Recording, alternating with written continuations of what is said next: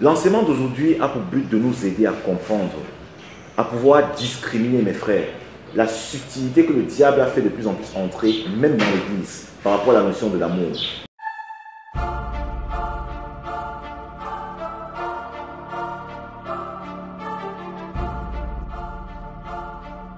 De plus en plus, on entend beaucoup parler de l'amour. L'amour, dans le milieu chrétien même, nous savons que les évangiles, ou bien la parole qui nous a été donnée, a en réalité profondément l'amour. Dans le livre de Jean, dans 1 Jean 4, plus précisément verset 8, Jean va nous dire que Dieu est amour. Et de plus en plus, on se rend compte que cette notion, ce concept est tellement utilisé, pas seulement par les chrétiens, même par les mondains. L'amour, l'amour, l'amour, l'amour, l'amour. Il suffit de jeter un petit coup d'œil au niveau des médias, on va se rendre compte qu'il y a beaucoup de mouvements qui sont faits dans le monde entier. On parle aussi de l'amour. Autant Jean pourra nous dire que Dieu est amour, autant le diable aussi se sert du concept amour pour décliner les gens du réel sens de l'amour selon Dier. Ce que je voulais sélectionner aujourd'hui, c'est l'amour. L'amour selon le New Age et l'amour selon Dieu. Avant de commencer, je vais vous prendre quelques extraits. Il y a l'un des pères en réalité du New Age qu'on appelait Aleister Crowley. C'était un très grand magicien. Vous faites des recherches. Il se faisait appeler le 666. C'est Aleister Crowley qui en réalité a impulsé la plupart des mouvements que vous voyez aujourd'hui. Quand vous voyez les mouvements Gay Pride, les mouvements de One Peace, One Love. En fait, c'est Aleister Crowley a beaucoup contribué justement pour que ces mouvements-là prennent cette allure-là. Et Aleister Crowley avait écrit beaucoup de livres où il avait justement édicté certaines formules pour que des gens puissent être déroutés de l'amour selon Dieu pour tomber dans l'amour de la fin. Donc son amour et sa paix. Parce que dans ses livres, il y a l'amour et la paix selon le monde. Or, vous remarquerez très bien que Paul, Jean, ses apôtres ont beaucoup parlé de l'amour de Dieu et Paul aussi a parlé de paix. Paul va nous mettre en garde. Il va nous dire, faites très attention dans 1 Thessaloniciens. Quand les hommes parleront de paix et sûreté sur la terre, alors surviendra une ruine soudaine.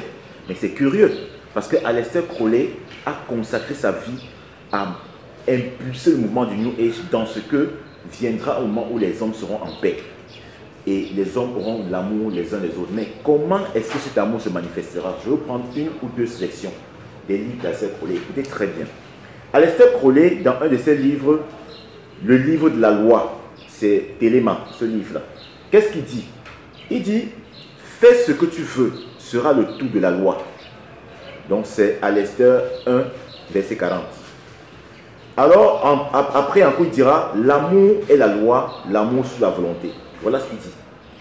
Est-ce que vous savez, mes frères, que ce passage, fais ce que tu veux, sera le tout de la loi. C'est ça qui définit la plupart des grandes révolutions dans le monde maintenant. Regardez un peu, si vous avez vu les révolutions Gay Pride qui sont en train de battre leur plein, c'est ça en fait leur credo. Fais ce que tu veux, fais ce que tu veux sera le tout de la loi. Donc, tandis que nous avons lu tout à l'heure, le roi David qui dira, Seigneur, illumine-moi pour que je comprenne les merveilles de ta loi, de ta Torah. Le diable utilise quelqu'un pour venir nous faire comprendre que non, en réalité, faire ce que nous voulons, c'est accomplir la loi. Voilà ce qu'Aleister Crowley va dire. Mais on va se dire, mais non, Aleister Crowley c'est un magicien, on ne peut pas suivre ça. Mais j'aimerais nous faire comprendre, attention, attention, c'est subtil. Ces doctrines sont entrées dans l'Église. C'est entré dans notre mentalité. Pourquoi? Nous sommes dans le monde. C'est ce que l'apôtre Paul nous a fait comprendre. Mais nous ne sommes pas du monde. Alors il y a un problème. Lorsque nous sommes dans le monde et que nous vivons dans une société, nous sommes en interaction constante les uns les autres. Nous ne sommes pas tout le temps en train de prier. Nous ne sommes pas tout le temps en train d'écouter les enseignements. Chacun d'entre nous, on a des activités. Et j'aimerais que nous comprenions que la séduction est tellement subtile que dans ce que nous faisons, on peut importer de façon tacite cette mentalité d'Aleister Crowley du diable et la simuler dans notre façon de voir Dieu. Et c'est de ça que je veux parler aujourd'hui. Aleister Crowley l'a dit, ce sont des règles qui régissent le monde actuellement. Et comme nous sommes aussi dans le monde, il est possible qu'en étant avec les gens, de façon indirecte, nous sommes influencés par cette façon de voir les choses. Voilà pourquoi vous allez vous rendre compte que nous avons tous la Bible. Mais bien qu'ayant tous la Bible, à des moments donnés, on refuse de mettre en pratique ce que la Bible dit. C'est justement parce que nous sommes encore influencés par le monde. Et en cela, Jean pouvait dire, n'aimez pas le monde. Ce n'est pas facile. On va être dans une sorte de dichotomie. Ce que la Bible dit et ce que le New Age dit. Regardez très bien. La Bible nous fait comprendre qu'il y a une seule révélation écrite, c'est la Bible. Mais le New Age nous fait comprendre que tous les écrits saints constituent une approche du divin. Vous allez comprendre où j'en viens à la fin et vous allez voir le rapport avec l'amour. Écoutez très bien ce que je dis. La Bible nous affirme qu'il y a un seul chemin qui mène à Dieu, Jésus-Christ. Le New Age nous enseigne que tous les chemins mènent à la découverte de Dieu. La Bible nous enseigne, nous pouvons avoir la certitude de notre salut en Jésus-Christ. Mais le New Age nous enseigne, nul ne peut avoir la certitude de son salut. La Bible nous enseigne, il est réservé aux hommes de mourir une seule fois. Mais le New Age nous enseigne, non, il y a d'innombrables réincarnations. Je dis encore, écoutez-moi très bien, vous allez comprendre la relation avec l'amour dont je vais parler aujourd'hui. C'est très important ce que je vais dire aujourd'hui. La Bible nous enseigne la vie sexuelle dans le cadre uniquement du mariage. Le New Age nous enseigne, seul l'épanouissement intérieur compte, pas de règles. Si c'est par amour et si ça fait du bien, c'est une bonne chose. La Bible nous enseigne le respect de la vie. Le New Age nous enseigne l'avortement, l'euthanasie, les manipulations génétiques et toutes ces autres choses-là. La Bible nous enseigne la vie de la famille, le respect des parents. Mais le New Age nous enseigne les enfants sont à tous. Il n'y a plus de parents, il n'y a plus d'obéissance. La Bible nous enseigne, la Bible annonce les temps troublés. Mais le New Age nous fait comprendre, annonce plutôt la paix. La Bible nous enseigne, Dieu créa l'homme à son image. Mais le New Age nous enseigne, l'homme a créé Dieu à sa propre image. Et l'homme est Dieu. La Bible nous enseigne qu'il faut connaître l'homosexualité. Mais le New Age encourage l'homosexualité masculine et féminine. D'une terre où nous vivons, qui est habitée par des hommes. Mais de plus en plus, vous allez vous rendre compte qu'il y a beaucoup de films, comme la dernière fois le frère posait la question, beaucoup de documentaires, de films qui annoncent la vie des extraterrestres et qui nous font comprendre que nous ne sommes pas seuls. Il y a des extraterrestres. Ça, ce n'est qu'une sélection qui a été faite. Il y en a beaucoup d'autres. Vous voyez à quel point la manipulation est de plus en plus dangereuse. Vous allez me dire, mais pourquoi prendre ça? Nous savons ces choses-là. Non, on ne sait pas ces choses. Je prends un autre exemple. Quand on parle en réalité de la vie de famille, du respect des parents. Pendant que les Saintes Écritures nous ont enseigné qu'il faut respecter la famille. Mais le New Age vient subtilement nous faire comprendre que non, l'obéissance est relative. Si Dieu nous a mis dans des familles, il y a un ordre dans les familles selon la chair. Ne nous méprisons jamais cela.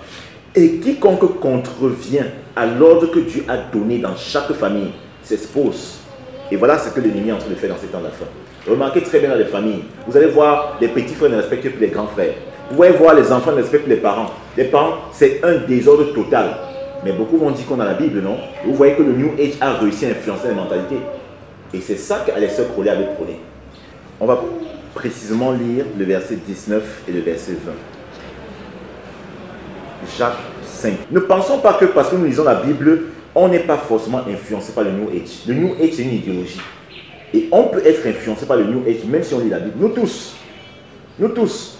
Voilà pourquoi l'apôtre Paul, ce grand érudit que nous respectons beaucoup, il courait. Ces choses-là ne sont pas nouvelles. L'apôtre Paul a été confronté lui aussi à ces idéologies.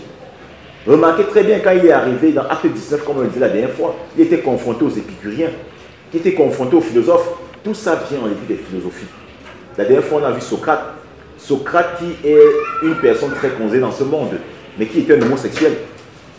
Tout ça en réalité remonte à la Grèce antique. Et l'ennemi a traversé. En fait, ces choses ont eu à influencer déjà certains chrétiens du 1er siècle. Quand vous lisez par exemple l'épître que Paul adresse aux Colossiens, l'apôtre Paul parlait clairement. Il disait clairement qu'il y avait une idéologie gnostique qui était entrée dans les communautés. Et il interpellait les chrétiens de ce temps de faire très attention. Je reviens toujours sur l'amour. Nous savons aujourd'hui par les apôtres, par Jésus-Christ, que la seule révélation qui compte, c'est la parole de Dieu, la Torah, la Bible. Vous allez vous rendre compte que le New Age subtilement a influencé les choses. Et comme on a dit tout à l'heure, tous les écrits saints constituent une approche du divin. Là, c'est ce qu'ils disent, mais décortiquons ça un peu en profondeur. Vous allez vous rendre compte que quelque chose de très subtil entre en jeu. Dieu aimerait que dans son église, la seule source de foi soit ce qui est écrit.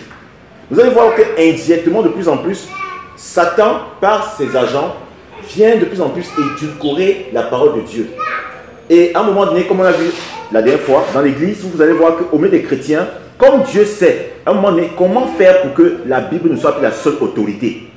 C'est très subtil. Comment faire? Ça a toujours été sa réflexion. Maintenant, il vient et il influence de plus en plus les enfants de Dieu. Avec Dieu a dit. Dieu a dit qu'il ne corrobore pas avec la parole de Dieu. Et c'est ça. Parce qu'on peut se dire que tous les écrits saints constituent une approche du divin. En fait, c'est ça qui est fait dans la plupart des gens. Par exemple, je prends le bouddhisme. Un vrai bouddhiste, en réalité, lui croit que tous les textes qui parlent de Dieu sont sacrés. Donc ça fait que pour le vrai bouddhiste, tout texte prétendument sacré, donc de quelque ethnie que ce soit, prétendument sacré, est divin. Mes frères, je vais aller doucement par rapport à ça. Ça, c'est l'une des plus grandes subtilités que l'ennemi a réussi à faire entrer au milieu des enfants de Dieu. Le New Age, en réalité, dans les temps de la fin, a une vision éclectique. Ça veut dire que dans le New Age, Dieu est partout. Dieu est partout. Et comme Dieu est partout, chez le musulman, Allah, c'est Dieu. Bouddha, c'est Dieu. Krishna, c'est Dieu. Eloba, mais c'est Eloba ou bien c'est quoi? C'est Dieu. Les ancêtres là, c'est Dieu. Donc il y a du bien partout. Voilà en réalité le New Age. Voilà ce qu'ils vont prôner. Et vous allez vous rendre compte que nous sommes dans une construction. Nous les chrétiens, on n'est pas ignorants de ça. Beaucoup d'entre nous, on sait très bien ça, qu'à la fin des temps, il y a une religion qui va être constituée. Mais le problème, c'est que nous avons ignoré que la religion ne va pas se constituer de façon qu'on va dire aux gens que voilà comment la religion sera faite. La religion est déjà là. Parce qu'en réalité, lorsque j'essayais de voir des articles de New Age par le passé, je me suis rendu compte qu'ils reconnaissent qu'ils ont infiltré toutes les religions du monde entier. Ils ont infiltré tous les... Et à l'époque, j'avais fait voir ça à une sœur. Ils ont infiltré toutes les religions du monde entier. Et maintenant, ils influencent dans chacune des religions en apportant leur idéologie. Ça veut dire que même nous les chrétiens, il peut arriver à un moment donné que nous voyons Dieu d'une certaine façon sans même savoir que nous sommes influencés par le New Age. Et pour nous, c'est trop flagrant. Si on vient aujourd'hui, on donne le Coran à un chrétien, il va dire non, je ne lis pas ça parce que ça ne mène pas à Dieu. Si on donne un livre de Bouddha à un chrétien, il va refuser cela. L'ennemi savait dire ces choses-là. Mais maintenant, pour toucher le chrétien, comment est-ce qu'il fallait faire? Pour toucher le juif, comment est-ce qu'il fallait faire? Je vous ai parlé la dernière fois de la loi orale chez les juifs.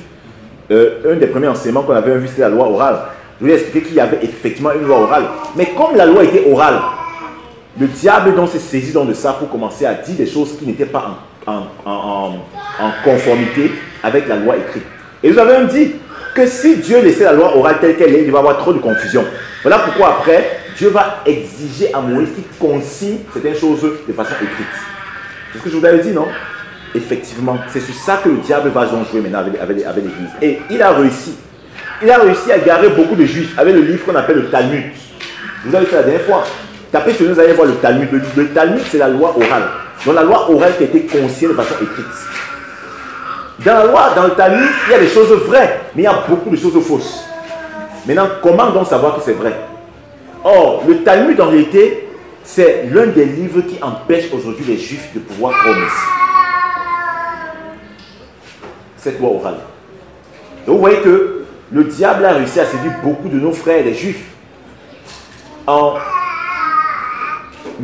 mettant sur écrit cette loi orale qui a égaré beaucoup d'autres personnes. Et quand vous lisez les Talmuds dans beaucoup d'aspects, parce que j'ai un peu lu les aspects du Talmud, quand vous lisez le Talmud, vous allez vous rendre compte que le Talmud va en opposition dans certains domaines avec ce que Dieu a dit dans la Torah. Et c'est terrible. Et c'est inquiétant parce qu'aujourd'hui, le Talmud fait partie de la plus grande source de foi de beaucoup de juifs. Donc, le Talmud a une valeur beaucoup plus normative pour les juifs que même la Torah. Et c'est ça qui est incroyable. Vous voyez que l'ennemi est donc subtil. Il a réussi